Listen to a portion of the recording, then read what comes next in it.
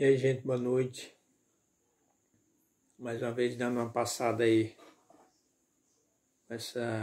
com esse momento de reflexões para a gente trocar algumas ideias, pensar um pouco, sobre as questões do nosso cotidiano. Quem quiser curtir depois esse momento aí de reflexão, vai lá no meu Instagram e dá a tua opinião, compartilha conosco esse momento aí de mais um momento de reflexão e de pensamentos. Hoje eu gostaria de conversar com vocês sobre a questão do próprio diálogo, Como é que a gente se expressa no nosso cotidiano, como é que a gente tem utilizado o nosso verbo, a nossa fala, para interagir com as outras pessoas. E eu, pensando aqui comigo mesmo em relação a isso, a minha reflexão sobre como é que eu tenho me postado diante do outro, como é que eu tenho me dirigido ao outro, como é que eu tenho utilizado minha forma de falar, me expressar para com o outro, se aquela forma com que eu utilizo essa expressão tem chegado aos ouvidos do outro de uma forma bacana, de uma forma respeitosa. Eu pensando nisso, me veio à mente aquela célebre frase que diz assim: a boca fala do que está cheio o coração. E é verdade mesmo. Porque educar-se no verbo não é apenas falar fluentemente, dominar conteúdos gramaticais, sabendo pronunciar-se linguisticamente e com desenvoltura para comunicar-se com quem quer que seja, onde quer que a gente esteja. Falar bem não é isso. Poxa, fulano sabe se expressar bem. Nem sempre o se expressar bem seja só isso, Mas saber calar-se também é um processo de educação. E poucos de nós sabemos o real valor dessa ação tão oportuna para o momento de hoje, para os momentos de hoje, Principalmente nesse momento que estamos de isolamento social, mas lidando com o cotidiano dentro de casa, Saber se expressar com o nosso próximo, mais próximo, que são os nossos familiares. E, por incrível que pareça, nosso falar desajustado denuncia a desordem emocional que muitas vezes nos atinge, sem às vezes a gente nem perceber. Basta alguns momentos de verbalização e rapidamente a gente detecta. Se a gente prestar bem atenção, a gente vai detectar em nós mesmos o descontrole emocional, com falas muitas vezes carregadas de ressentimentos, de frustrações, de medos, de inveja, de pessimismo, de arrogância, E gastar o verbo dessa forma, de forma imprudente, utilizando palavras desprovidas de ética, de um bom senso, nos credencia a engrossarmos as fileiras dos enfermos da língua. Tem muita gente que está enfermo do verbo, usa um verbo inflamado, agressivo, abrupto, E esses enfermos da língua, que usam que são usados, essa língua é usada como verdadeira lâmina a machucar o outro. Então, quando eu não consigo expressar de uma forma mais tranquila, mais amena, eu começo a agredir o outro verbalmente. E eu me perco nesse turbilhão de palavras ofensivas, grosseiras, impertinentes. E isso machuca o outro, Então, é muito importante a gente começar a se autoavaliar, se a forma como você se expressa, o que é que ela causa no outro, né? Que impressão a gente causa quando a gente utiliza o verbo de uma forma indelicada, imprópria, desprovida de bom senso, né?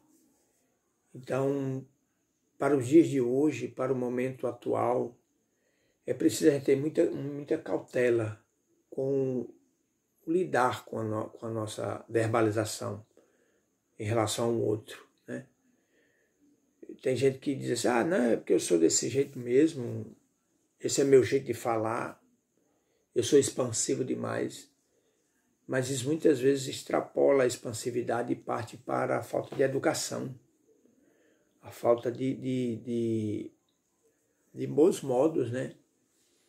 Porque quando você quer convencer alguém de algo, você não precisa esbravejar os quatro cantos. Se você está convencido de que aquilo que você acredita, que você pensa, que é algo verdadeiro para você, pode não ser para o outro. A forma como você está vendo determinadas situações, não necessariamente o outro tem que ver igualmente. Não necessariamente o outro tem que achar que aquilo ali é verdadeiro e acabou-se. Porque a minha liberdade de expressão termina aonde a do outro começa. Então, se eu me acho no direito de dizer o que eu bem quiser, eu vou estar dando direito ao outro de também retrucar. Então, é importante a gente fazer esse filtro, né? Esse filtro emocional de determinadas coisas, se vale a pena você dizer mesmo. Vai servir de que aquela informação, aquilo que você acha que deve dizer para o outro, realmente ela vai ser necessária naquele momento, ou pode ser dito em outro momento de outra forma, né? Teve um conto interessante dentro da filosofia que fala que uma vez Sócrates estava reunido com os seus seguidores e um deles chega e diz, mestre, eu tenho algo para te contar, algo muito importante para te falar. E aí ele diz ao interlocutor, mas eu queria antes de você dizer qualquer coisa, você passasse essa questão pelas três peneiras. E aí o seguidor dele pergunta, mas que peneiras são essas, mestre? Ele disse, a primeira peneira é, isso que você vai me dizer é verdade? Você tem certeza que é verdade isso que você vai me falar? E aí o discípulo olha para ele e diz, mestre, verdade, eu não tenho certeza não. Eu ouvi dizer que era. E aí ele diz, então vamos para a segunda peneira. Isso que você vai me dizer é útil? Vai servir para alguma coisa? Aí ele disse, não tem muita utilidade não, mas é apenas um comentário. Aí ele, mais uma vez, enfatiza para o interlocutor. Então vamos para a terceira peneira. Isso que você tem a me dizer é algo bom? É algo que fala bem de alguém, que tem a ver com algo positivo sobre alguém? Mas ele diz, não, mestre, definitivamente não é nada bom não, é algo muito deplorável sobre alguém.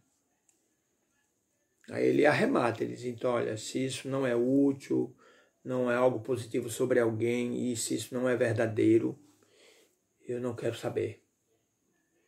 Então, arrematando esse pensamento, essa ideia de Sócrates, a gente deve buscar utilizar isso no nosso cotidiano.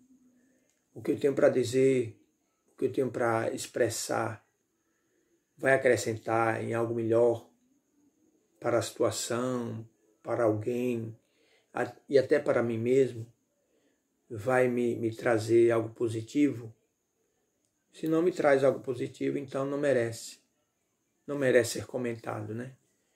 Então, que a gente possa buscar ter essa reflexão conosco, de nem tudo que a gente escuta, nem tudo que a gente acha que pode dizer, deve ser dito.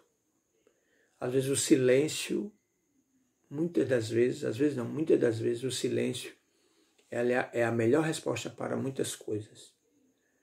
Às vezes, quando você silencia, você dá a oportunidade de não cometer equívocos com determinadas coisas que você ia dizer e que não ia servir para muita coisa.